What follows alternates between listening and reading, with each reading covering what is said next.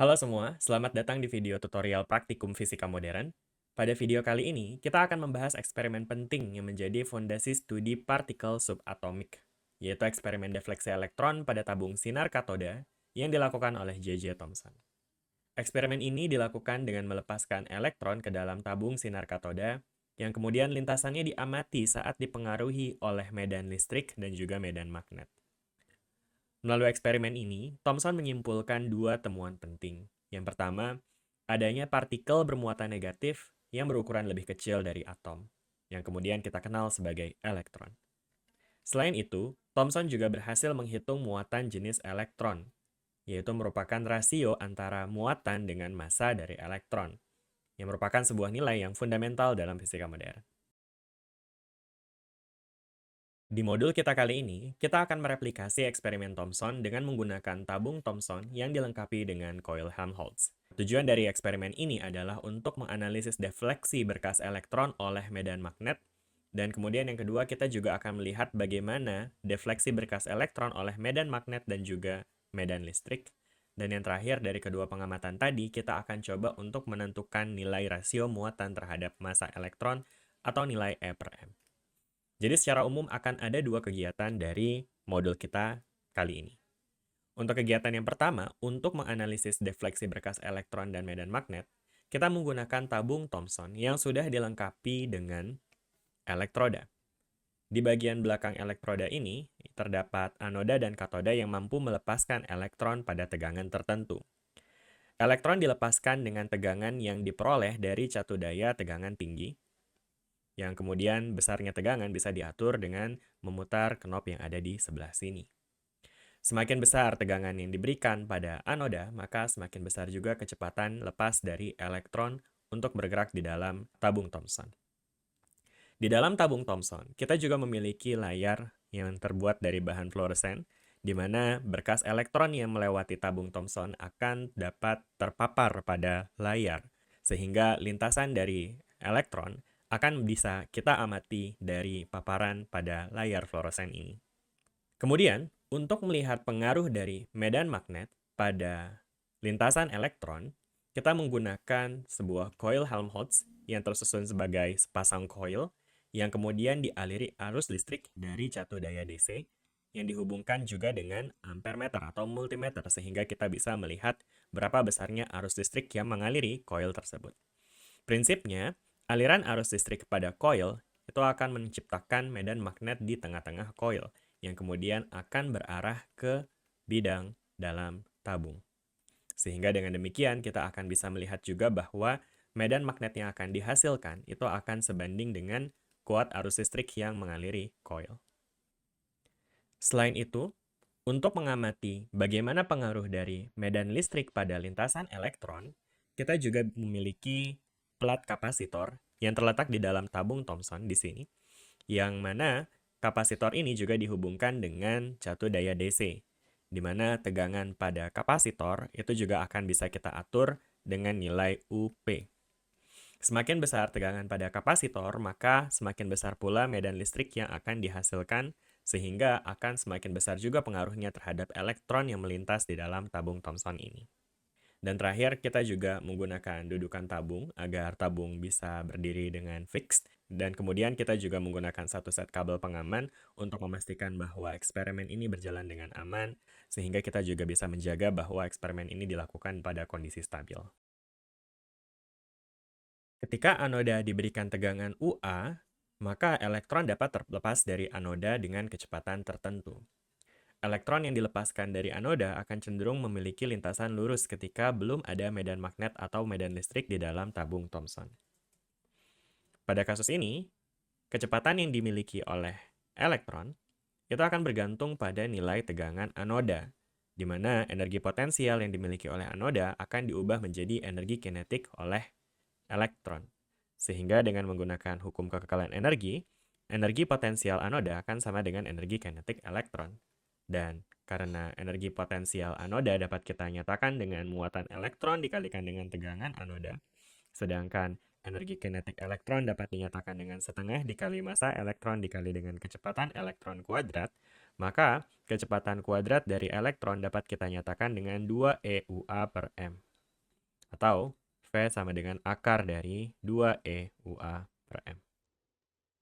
Nilai ini kemudian kita bisa gunakan untuk menganalisis bagaimana pengaruh dari medan magnet terhadap elektron. Pada saat koil dialiri dengan arus listrik IH, maka di dalam koil akan muncul medan magnet yang arahnya cenderung menuju ke bidang pada tabung Thomson. Seperti ini. Maka efeknya adalah ketika kita punya elektron yang melintasi daerah medan magnet, maka pada elektron tersebut akan mengalami gaya magnet. Katakanlah gaya magnetnya berarah ke atas. Dari sini, berdasarkan konsep yang telah kita pelajari, besarnya gaya magnet yang dialami oleh elektron akibat melintasi daerah medan magnet itu dapat dinyatakan dengan muatan elektron dikalikan dengan kecepatan elektron dikroskan dengan medan magnet. Sedangkan pada kasus ini, karena kita melihat dengan jelas bahwa kecepatan elektron dan juga medan magnet saling tegak lurus, maka besar dari gaya magnet yang muncul pada elektron itu dapat kita langsung dapatkan dengan mengalihkan besar masing-masing vektor, E dikali V dikali B. Dan akibat dari adanya gaya magnet pada elektron, lintasan elektron akan berubah menjadi lintasan yang menyimpang, yang melingkar. Karena sepanjang perjalanannya, elektron akan terus ditarik tegak lurus dengan arah kecepatannya. Sehingga dalam hal ini, gaya magnet akan berperan sebagai gaya sentripetal. Dan pada kasus elektron melintas dengan lintasan melingkar, maka karena gaya magnet yang berperan sebagai gaya sentripetal, kita bisa nyatakan dalam persamaan FL sama dengan FSP, di mana FL, gaya magnet, itu adalah EVB, sedangkan FSP, gaya sentripetal, itu adalah MV kuadrat per R, di mana M adalah massa elektron dan R adalah jari-jari lintasan. Persamaan ini bisa kita sederhanakan dengan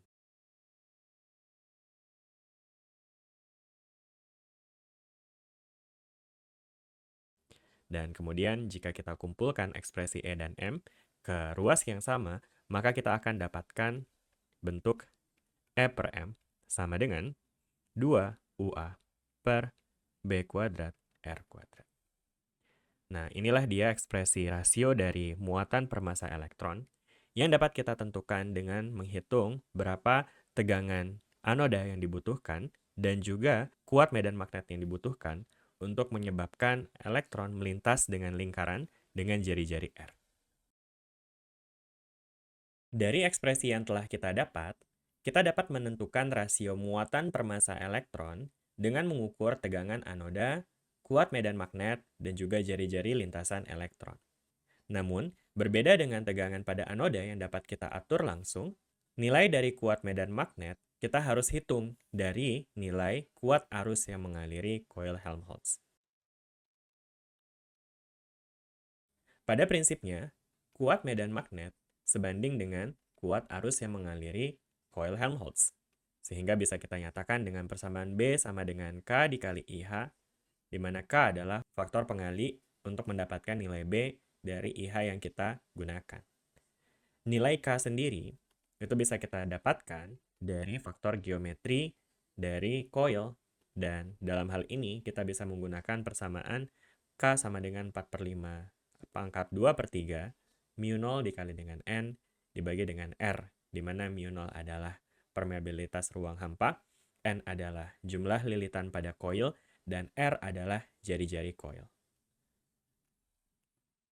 Pada eksperimen ini, kita menggunakan koil dengan N sama dengan 320 lilitan.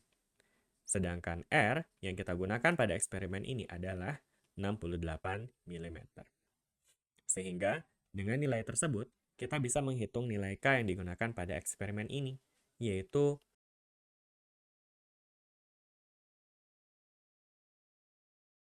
4,23 kali 10 pangkat minus 3 Tesla per ampere. Atau jika kita ingin nyatakan dalam mili Tesla, maka nilai ini bisa kita nyatakan dengan 4,23 mili Tesla per ampere. Setelah kita mendapatkan nilai kuat dari medan magnet, kita juga perlu untuk menghitung jari-jari lintasan yang dibentuk oleh elektron. Jari-jari lintasan elektron dapat ditinjau dari titik jatuh dari lintasan elektron pada sisi ujung kanan atas seperti terlihat pada gambar. Jika kita tinjau berdasarkan angka yang tertera pada ujung gambar, kita bisa merefer pada notasi seperti ini. Kemudian dengan menggunakan persamaan Pythagoras, jari-jari dari lintasan elektron itu ternyata bisa kita hitung dengan ekspresi berikut, di mana R sama dengan K kuadrat plus F kuadrat per akar 2 K minus F. Di mana K itu adalah lebar dari persegi dari layar. Dan pada eksperimen ini, nilai K yang kita gunakan adalah 80 mm. Sedangkan F yang ada di sini, itu adalah jarak dari titik ujung layar ke titik ujung di mana lintasan berakhir. Dan dengan menggunakan nilai K sama dengan 80, maka nilai R technically bisa kita hitung dengan 80 kuadrat ditambah F kuadrat dibagi dengan akar 2 dikali dengan 80 minus F. Dimana again, nilai F ini adalah nilai atau jarak dari ujung layar bagian atas dengan ujung lintasan yang mengenai sisi kanan atas. Seperti yang telah kita diskusikan pada konsep sebelumnya, adanya medan magnet pada tabung Thomson itu akan menyebabkan elektron mengalami gaya magnet yang berarah ke atas, sehingga menyebabkan lintasan elektron menyimpang ke atas. Di sisi lain, kita juga bisa memberikan tegangan pada plat kapasitor yang berada di dalam tabung Thomson dengan suatu nilai tegangan. Katakanlah tegangannya UP. Dengan demikian, di antara plat kapasitor akan muncul medan listrik. Katakanlah berarah ke bawah yang artinya dia akan menyebabkan elektron mengalami gaya listrik yang juga berarah ke bawah. Gaya Coulomb, Fc. Dan dari analisis gaya pada elektron, kita bisa melihat bahwa jika Fl lebih kuat, gaya magnetnya lebih kuat, maka elektron akan menyimpang ke atas. Sedangkan jika gaya Coulomb atau gaya listriknya lebih kuat, maka defleksi dari lintasan elektron akan terjadi ke arah bawah. Di sisi lain, jika Fl dan Fc sama kuat, maka kita bisa mendapatkan hal yang menarik untuk dianalisis, di mana gaya Lorentz bisa kita nyatakan dengan EVB, sedangkan gaya listrik atau gaya Coulomb bisa kita nyatakan dengan muatan dikali dengan medan listrik. Pada kasus ini, nilai E bisa kita sederhanakan sehingga akhirnya kita bisa menyatakan nilai VB sama dengan E, di mana V adalah kecepatan elektron, B adalah kuat medan magnet, dan E adalah kuat dari medan listrik. Di sisi lain, sebelumnya, kita telah mendapatkan ekspresi untuk V, di mana nilai V bisa kita kaitkan dengan besarnya kecepatan yang dilepas oleh anoda yang memiliki tegangan UA. Berdasarkan penurunan persamaan sebelumnya, kita bisa mensubstitusi V dengan akar dari 2E UA per M. Dikalikan dengan B sama dengan E. Dan dengan demikian, jika kita ingin menentukan rasio dari muatan per massa, maka kita bisa hitung dengan E kuadrat dibagi dengan 2UA B kuadrat.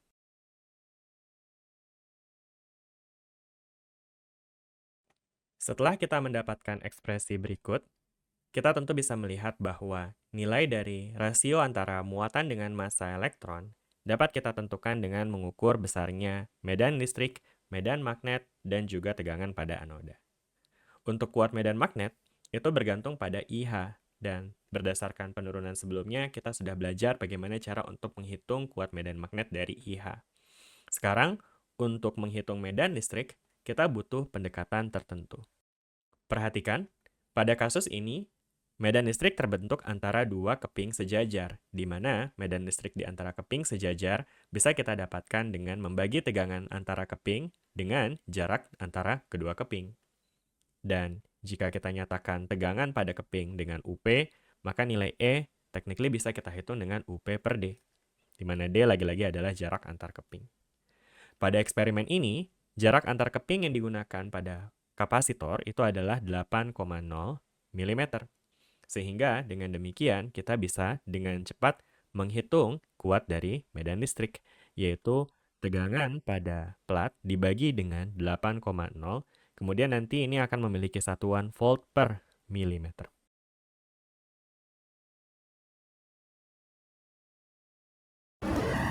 Pada kegiatan pertama, kita akan menganalisis bagaimana medan magnet mempengaruhi lintasan elektron. Untuk itu, pastikan alat sudah terangkai sesuai dengan skema. Kemudian kita bisa menghubungkan seluruh rangkaian alat dengan sebuah sumber tegangan.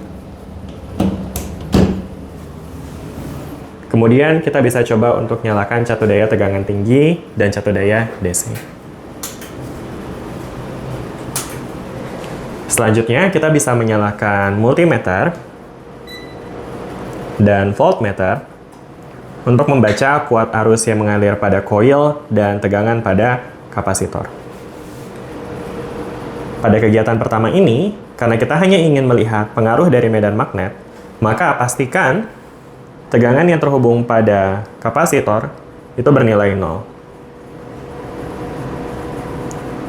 Untuk memastikan dia benar-benar 0, sebetulnya kita juga bisa langsung saja mencabut sumber tegangan yang akan diberikan pada kapasitor sehingga dia akan benar-benar bernilai 0. Milivolt ini artinya dia sudah bernilai sangat kecil dan dia tidak mempengaruhi setup alat.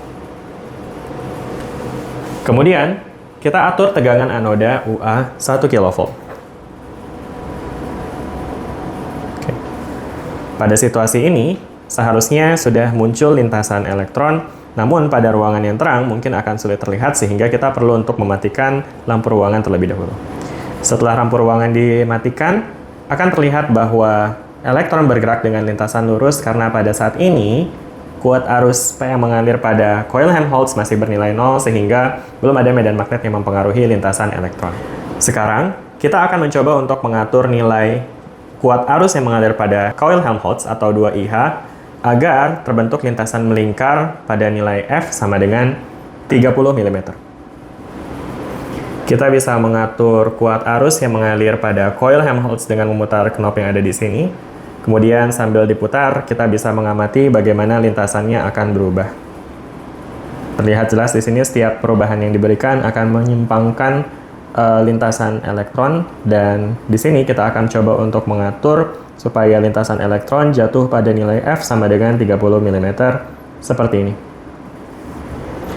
Setelah kita dapatkan situasi seperti ini, sekarang kita coba untuk baca kuat arus yang mengalir pada coil Helmholtz nilai 2IH dan di sini terbaca 0,49. Nilai ini dapat teman-teman catat pada tabel pengambilan data.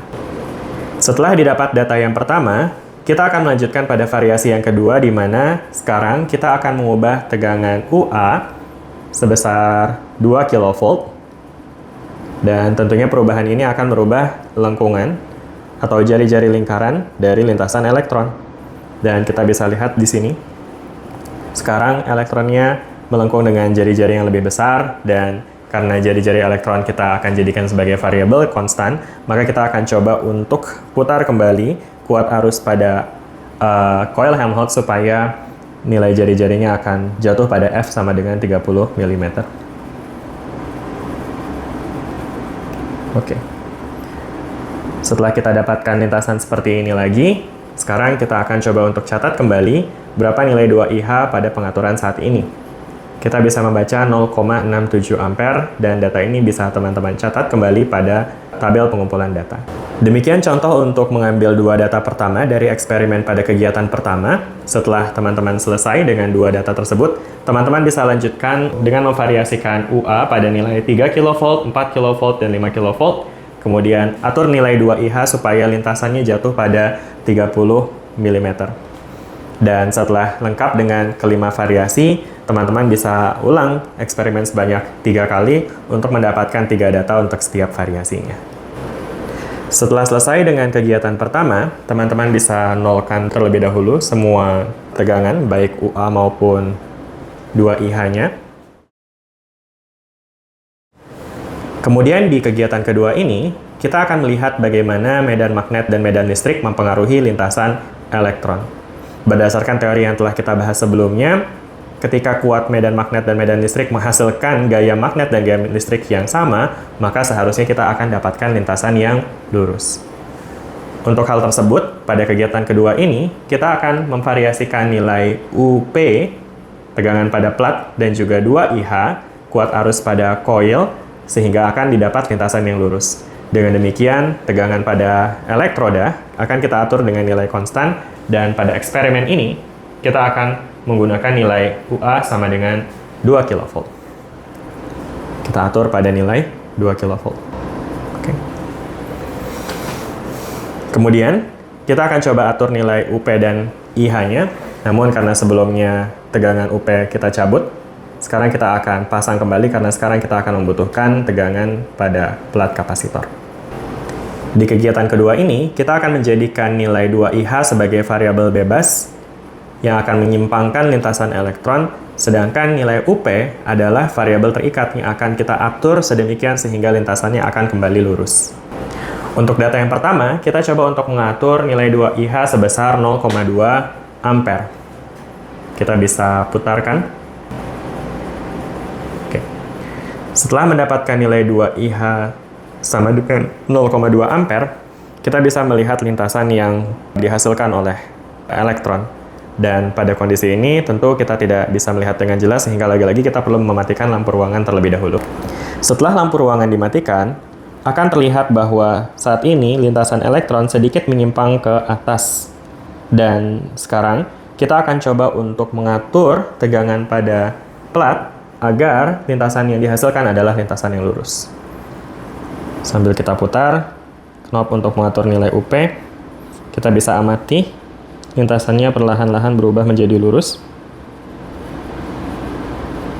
Dan ya, ini dia. Untuk memastikan bahwa lintasan benar-benar lurus, teman-teman juga bisa mengecek bagian sebelah kanan tabung Helmholtz dan pastikan bahwa berkas sinar jatuh tepat di sisi sudut siku dari layar. Seperti ini. Setelah lintasan berhasil dibuat lurus, sekarang kita coba untuk baca kuat tegangan pada voltmeter. Dan di sini terbaca 103,5 volt. Nilai ini dapat teman-teman catat pada tabel pengumpulan data. Setelah data pertama kita peroleh, kita lanjut ke variasi yang kedua, di mana sekarang kita akan memvariasikan kuat arus pada nilai 0,4 ampere.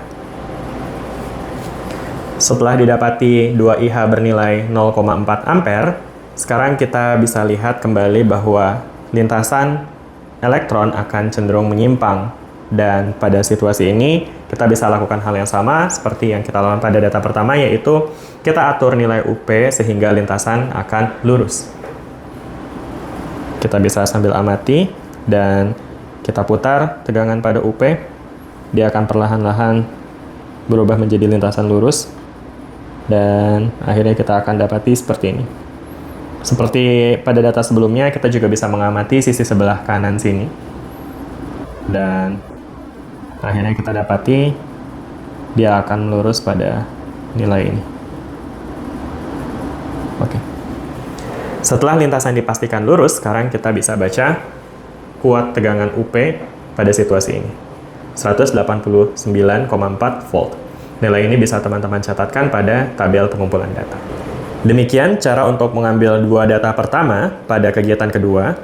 Teman-teman bisa melakukan cara yang sama untuk mengambil data ketiga pada nilai 2IH 0,6, 0,8, dan 1,0 ampere. Kemudian teman-teman perhatikan lintasan dan buat supaya lintasannya lurus dengan mengatur nilai UP-nya. Setelah kelima variasi data selesai diperoleh, teman-teman bisa mengulang sebanyak 2 kali lagi sehingga untuk setiap variasi data, kita memiliki 3 percobaan. Setelah seluruh data berhasil dikumpulkan, teman-teman bisa memastikan semua nilai kembali bernilai 0. Juga tegangan tinggi. Kemudian teman-teman bisa matikan seluruh alat.